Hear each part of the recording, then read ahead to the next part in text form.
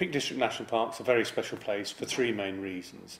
First of all, it's a fantastic concentration of wildlife, historic features, an amazing concentration of landscape character.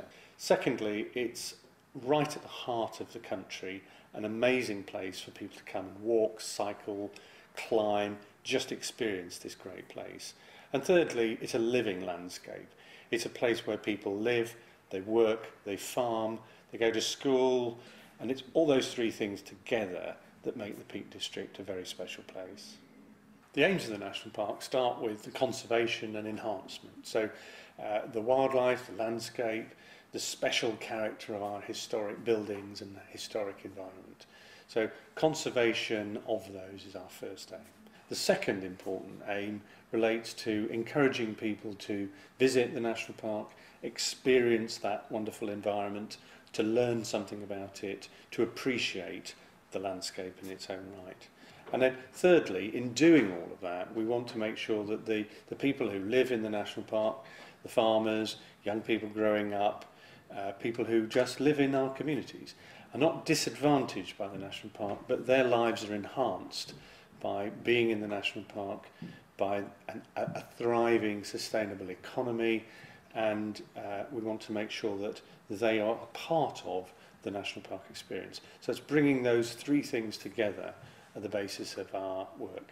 Well, our objectives, the way we go about achieving our aims, are based on three main ways of working. First of all, we lead that very wide range of organisations and people who contribute to the National Park. So the farmers, the landowners, those people that own much of the land, the voluntary sector, organisations like the National Trust, the Youth Hostel Association, and of course the business and other communities, people who contribute in many ways to the practical management of the National Park.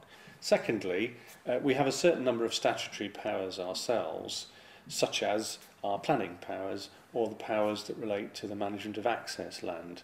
So we do have a formal role in making decisions about land use, the built environment and so on. And then thirdly, we have a very wide range of people, from education officers to rangers to outreach staff, people who work with communities in and outside of the National Park to ensure that people have a really good understanding of what it is they're visiting, how to visit the National Park safely, and ideally how to make a contribution, perhaps through volunteering or through buying local products or some other way. Now, the practical way in which the authority is managed is divided into two. Firstly, for those really big, significant decisions, how we spend our money, what our big strategic and policy issues are, those really important decisions, those are made by the members of the National Park Authority. We have 30 members here, and they're appointed by in three different ways. They're appointed by the Secretary of State to represent the national interest. Some of them are appointed by the 11 local councils, so they're elected councillors who sit on the authority. And then thirdly, we have a group of members who are appointed by the community itself through parish councils. So that three groups of members come together to make the 30 members who make those big strategic decisions. The very detailed work that goes on in 100 different workstations, the rangers, the planning officers, the education officers, the archaeologists, the ecologists, all of that work that's done by the staff of the organisation is managed by the executive of the organisation.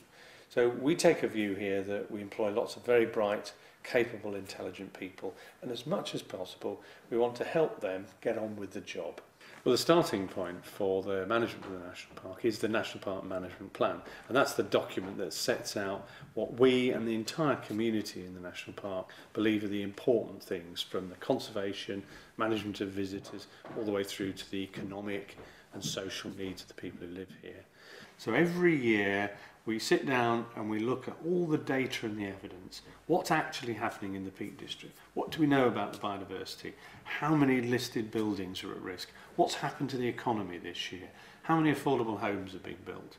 So we look at all of that and we check each year how far are we going on that plan. The plan has about a 5-year life, and it's going to be important that we take stock. How much have we achieved? is the plan current for the moment?